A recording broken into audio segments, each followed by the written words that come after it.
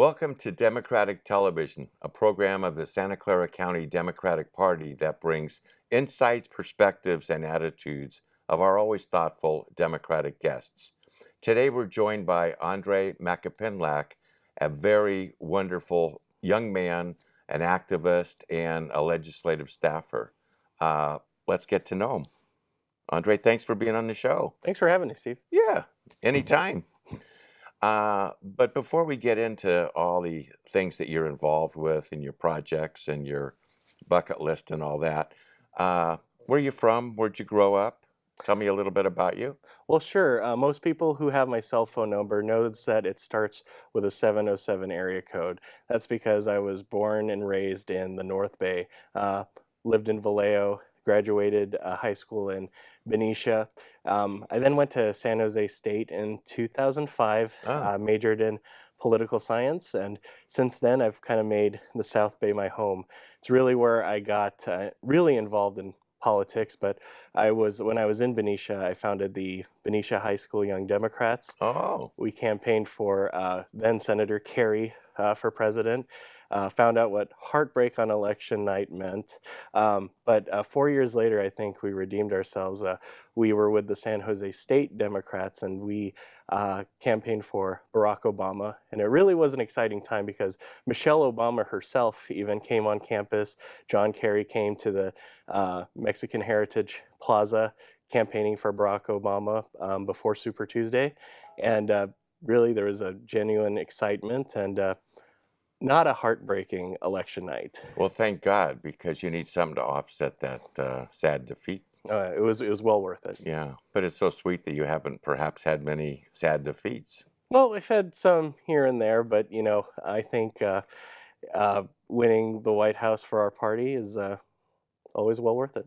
Well, and that's something that'll be coming up in 2016. Absolutely, and we're well prepared for it. So speaking of Benicia, the one of the capitals of the state of California, but that goes back before our time. That's right. It's actually still there. Oh, Yeah, we visited there not too long ago. It's, I think, the only other state capital besides the current state capital that's still up. so let me ask you this. I'm always interested. When you grew up, did you have any influences that might have presaged your interest in politics or? I think my Christian faith was my primary driver in getting me to democratic politics, and that the aspect of social justice, caring for the poor, helping people, really helping people who can't help themselves, and being the voice of the voiceless, drove me to the Democratic Party. I think it was around 2000 when I saw what happened in Florida Mm. and the election being stolen, and I saw that injustice. It was really then that I wanted to start getting involved in politics. And for the record, I was just 13 years old. I was doing the math while you were talking, and I had you Yeah, pegged it as a youngin. yeah. I think at that time I filled out my voter registration card like 5 years prior to when I could actually vote. Wow, Yeah, I was that excited about wow, it. excellent. Um, any others?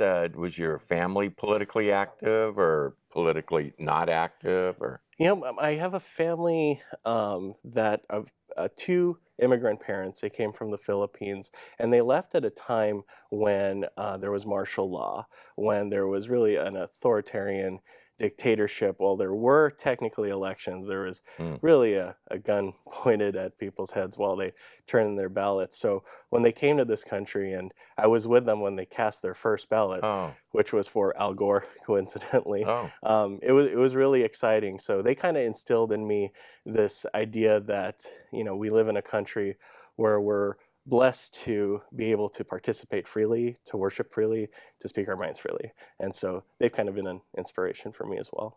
it sounds like a great message to carry forward as we try to get more young folks and, frankly, more eligible voters to vote. It's a real frustration that we don't see more of that. Yeah, absolutely. And especially, with the new report coming out that the Asian vote and the Latino vote have been um, periodically lower than they should be, considering they're the two fastest growing demographics in the state and in the country. Which is really exciting news as long as we can energize people. And I like to see people get energized for all the right reasons and not for, I got to do everything I can to stop someone like the Republican, at this point, front runner, Donald the hairpiece Trump. Right. And I think there is that kind of energy. It's untapped, but it's there. You have immigrant parents who really value education. They value their kids growing up on safe streets. And those are issues that really are on the ballot every year. They just have to be more educated about it. And I think it's our job as a party to reach out to them. I like that. So did you have any cool professors at San Jose State University that kind of kicked you into high gear? I sure did. I was a political science major, and I had classes with many of the legends of San Jose State, and talking about Larry Gersten, Terry Christensen, um, Professor Brent. But really, I think somebody who I considered my mentor in college and politics actually didn't teach at San Jose State. Mm. Because just to step back a little, I was an intern with the California Faculty Association. They're the Oh, Union of California State University Professors. oh, And so the statewide vice president at the time was Professor Kim Jaron at Cal State East Bay. oh, And so he kind of taught me grassroots campaigns. He taught me a lot about API politics, and we still keep in contact to this day. And he's still the vice president of statewide California Faculty Association. gee So, whiz. yeah, That's a long tenure. absolutely. So you graduated, I'm sure with distinction, but we don't need to get into that. You don't need to get into Nah, that. No. what the heck? What is distinction anyway? It's all subjective. What was your first job, and what'd you do? Yeah, so I mentioned I interned with the California Faculty Association, and it was fortunate enough to be a paid internship. Oh, And so my job was to help organize students, organize them around the issue of budget cuts, mm, which at the time really was a huge issue. Arnold Schwarzenegger was the governor, and we just experienced the worst kind of cuts in the California State University. So there was a lot of anger mm, among the students, and so yeah. which actually translated to a lot of organizing and a lot of actions, a lot of protests. And so one of the bills that we were advocating for was a oil extraction tax Mm, to give funding for higher education. And the assembly member who authored that was Alberto Tarico. mm. And so we worked with him a lot. When I graduated, he just so happened to have an opening in his office. Oh, And so he asked me to come on board. I did, and I worked in his district office for his final term, so for 1 year. And after that, I worked for and still work for his successor, Bob Wieckowski. wow. So you really haven't had a lot of different hats to wear out there in the world of work. Yeah, not many. I mean, besides working at a Barnes and Noble and a Cold Stone, it's been politics after that from here on out. Wow. Okay. So one of the things that I know political jobs, although working in a legislative office isn't exactly a political job, you're working in that world. But what's the difference between sort of being a political person and working for a legislator in our capital? Well, frankly put it, working as a political operative, your job is to get people elected. And being in a legislative office, it's doing the work of the people of, in this case, of the 10th Senate District and for the people of California. And so, my job is to build relationships with organizations in the community, make sure that their voices are heard, and that their senator knows what they're up to, and that they know what their senator is up to and what he's working on in Sacramento. And how do you gather that intelligence, that information? processes do you have? Well, frankly, it's all about going out there, just finding out who the leaders are in the community, contacting them, going to neighborhood association meetings, going to organizational meetings, going to the dinners that they may have, and just letting them know who you are and letting them know that the senator represents them. Are you implying that it's not a 8 to 5 job, Uh, Monday through Friday? I am definitely implying that it is a 7 to midnight job on most days. Mm. And that's because that's when people get together, not necessarily workplace kinds of things, but neighborhoods, community organizations, people get together, voice their concerns when they can. Absolutely. Like when going to city council meetings, it's really after 5 o'clock where you have most people out there to voice their opinions. And so one of your jobs is to hear what people say and to communicate that to your boss, Senator Wieckowski. Yes. Does he have a way of asking his staff to give that kind of input? Yeah, absolutely. He meets with us when he's in session. He comes back on the weekends, meets with us as a staff, and we just kind of go over who we met with in the week and how we can reply to them and how we can meet their needs. Oh, that sounds interesting. Yeah. We're going to take a break right now. When we come back, a little bit more in the life of a staffer, and we're going to find out as a mentor. You got it. Be right back. Hello, my name is Cindy Chavez, and I have been active in the Democratic Party for many years. And the thing I would say to all of you who are watching this is sometimes the problems seem bigger than we can handle. But if you get involved, we can make great change. If you'd like to get involved with the Democratic Party, call 408-445-9500. Welcome back to Democratic Television. I'm having a great discussion with Andre, who does a lot of interesting stuff within the legislative process in Sacramento, but you are out of the district office for Senator Bob Wieckowski. That's correct. I work out of our office in Fremont. One other things that I do in the office is I run our intern program, Oh. which is pretty popular, pretty successful, especially during the summer. Most legislative offices have about 5, maybe 6 interns during the summer. Our office has about 15 to 20. Gee whiz. Yeah, that's what everybody says when You they don't hear have to that. feed them, do you? We give them cookies, Oh. and they should be thankful. Yeah. So, a lot of these are high school students looking for service credit, Oh, and we okay. have college students also looking to gain more experience as they head into the workforce.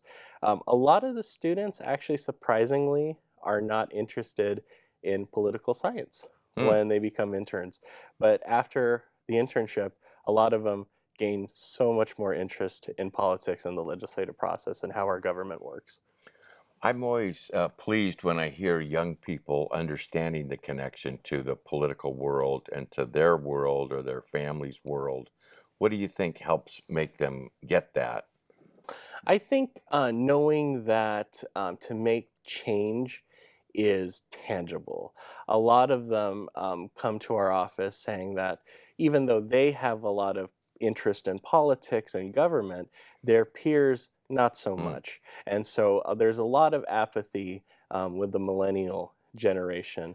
But for a lot of folks, especially when they have, and what we give them in this internship is a hands-on experience of how government works. Not only how bills become law, because everybody can watch Schoolhouse Rock and the Bill song to know how that works, but what I have them do is also find an issue that they are passionate about, find an injustice, and kind of sketch out a way how to solve that injustice, a strategy, I should say. And that being organizing their peers to write a petition and mail it to their local elected officials. And more importantly, to actually vote. A lot of them, like I mentioned, are college students, but a lot of them are 17-year-olds that are going to be 18 before the next election. So a lot of projects we give them, we just say, well, how do we increase not only young people voting, but as I mentioned earlier, how do we increase involvement by new immigrants to the United States? And a lot of it is their parents, and a lot of our interns, their parents come from countries in which democracy is almost non-existent or is authoritarian. And so it's really refreshing to see a group of young kids who actually know what's going on in the world. They know what it means to be a global citizen, and they know what it means to be a good American citizen who's active in the political process. Well, that sounds really exciting, but how do you supervise 20 young people? I assume your workload in other areas isn't diminished much. Not so much. A lot of the work that we do in the office, outreaching to constituents, having a database of elected officials and community leaders, they actually help out in keeping that data and drafting correspondence to reach out to those leaders. So when I say, we do have a hands-on approach to our internship, they literally, help us out as staff, and they feel like they're actually making a difference in the office. And more importantly, they know that Senator Wieckowski himself knows the good work that they do. And I think that's incentive enough for them to keep on going on, enjoying the internship, and most importantly, when they do go out to the job world, have those skills to become a good worker. Well, that's very healthy. And I know Senator Wieckowski's been on our show. He's fairly driven. He has an agenda, a people's agenda, but describe what in his vision is exciting to you. Well, like I mentioned before, a lot of the reason why I get involved in politics is because I care so much about the poor. I care so much about people who are underserved. And as a bankruptcy attorney, Bob, has authored bills that would help people going through bankruptcy, helping them keep more of their money, preventing creditors from cheating them out on money that they so well deservedly earned. And going through bankruptcy is humiliating enough for a lot of folks, and just easing that pain a little bit, I think, is something that Bob has been fighting for a long time when he is in the Assembly and the Senate. So I think those two principles kind of is why he's a good boss for me. That sounds really good. Let me ask you a little bit more about your activities, because in addition to all the interns you're supervising and constituent work, you're active in the local Democratic Party, and you've been active in some formative clubs. Yeah, absolutely. I've been very active and was once president of the Silicon Valley Young Democrats, and I'm currently vice president of the programs for the Silicon Valley Asian Pacific American Democratic Club. And there's in both clubs you see really a younger generation of folks coming out, wanting to get more active. And I think that's very important because that helps build a pipeline. It's kind of what my intention was for the internship program at Senator Wieckowski's office, to build a pipeline of folks who once, our leaders now are, once they're aging off, for lack of a better term, but we do have a new group of leaders who are willing to stand up and take charge. And I think with the internship, you have a lot of good folks who we'll see in the future running for office. But in the clubs that I'm involved with, we're not only the future, but we're with the now. You see a lot of folks who have stepped up already, who got elected into local office and state office too. And you'll see more of that in the coming years. Well, tell me a little bit more about young Dems. By definition, it sounds like you have to be young. Yeah, however that's defined. Right. I think with the party charter, a young Dem is younger than 35 years old. Although, that doesn't mean that people can't be young at heart. Well, hopefully we all are. But there's, especially in 2008, like I mentioned, you had a increase in voter participation from young folks, from people 18 to 35. For instance, in the Iowa caucus in 2008, it went up 400% Wow. from 2004. There was that much excitement. You had Barack Obama, Hillary Clinton, and other folks too. That just there was just so much excitement, excitement for change, and so we hope to capture that excitement and magic in the years to come. And really, how you get young people involved is not by talking at them, but talking to them, talking about issues that matter to them. Income inequality is huge with people in my generation because we're going to be paying the national debt for years to come. And obviously, we care about social issues, marriage equality, um, access to reproductive freedom. And so it's the Democratic Party, I think, that really speaks to my generation. And we just have to keep up the good work at talking to young folks, not at them.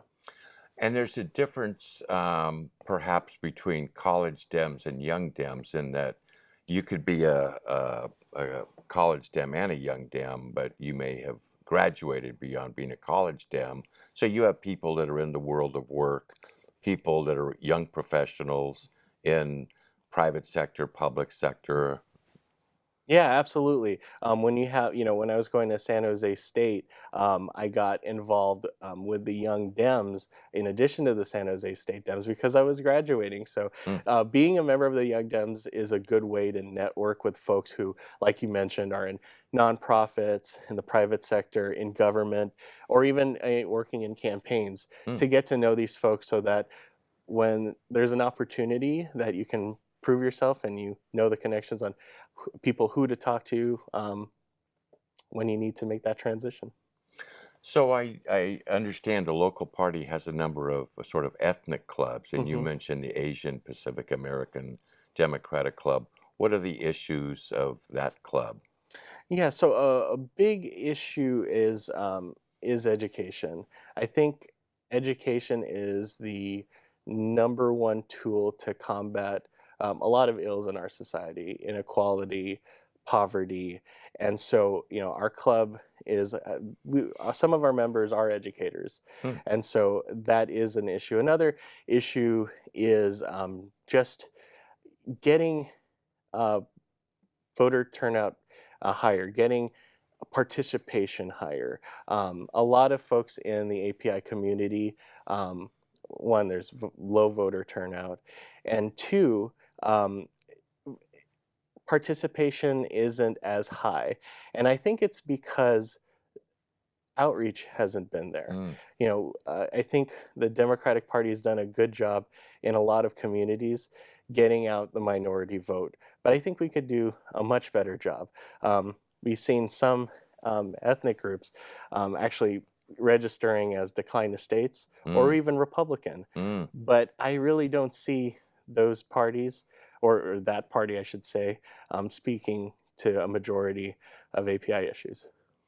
I think you raise a really critical point and something I know Dems want to see more of, which is people stepping up and saying, my vote matters. Hmm. Again, not to pick on the Republican candidates, but it seems to me a lot of negativity is coming up about people's involvement.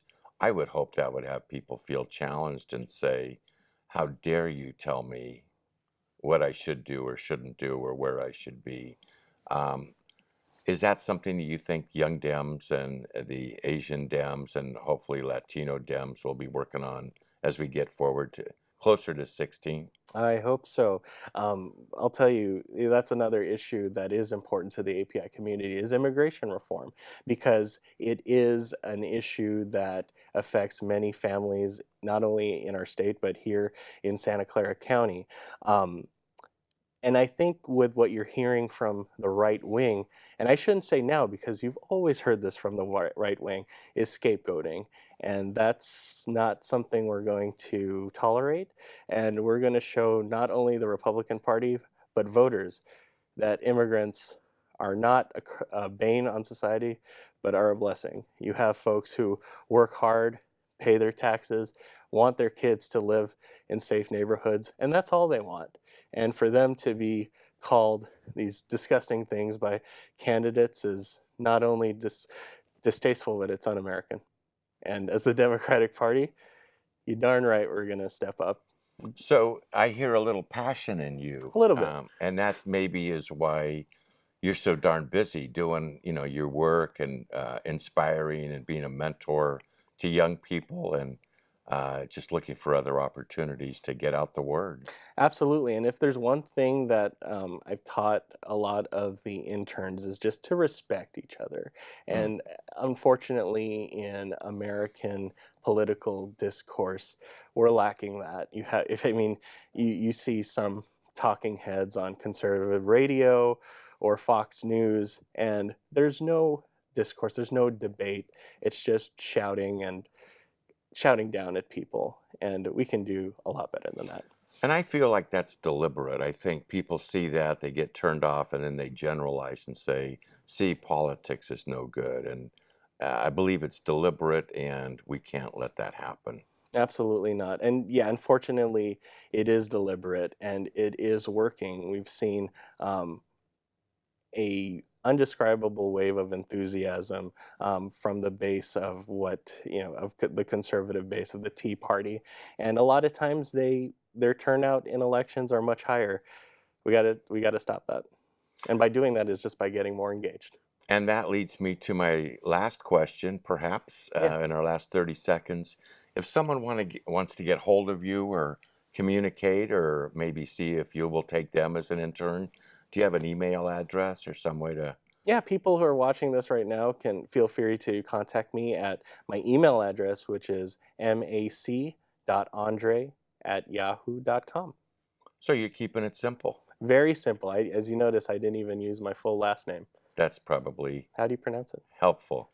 I would just say we're out of time. Otherwise, I would pronounce it. All right. Thank you very much for being on our show. You're welcome, Steve. Thanks for watching Democratic Television.